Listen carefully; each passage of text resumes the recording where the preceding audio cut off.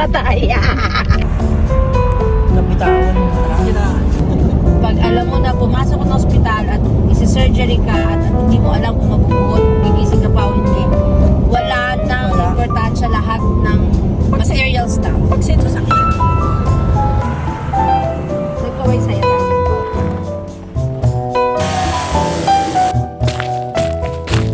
Ang ganda. Dati dito na tayo.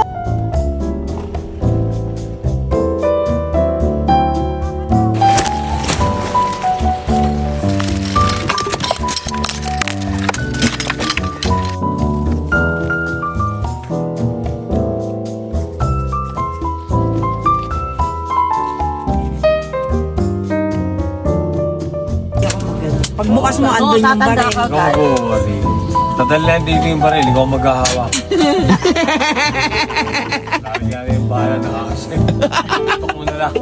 Para hindi ka na mag-worry. Sarap. Gago ka. Yan ka na naman. May lutan pagkainom ko. Akin ang daliri. Cheers! Cheers! Oh my gosh! Init! Parang cremation. Great Canadian Outdoor. Diba? Yun ang Canada eh.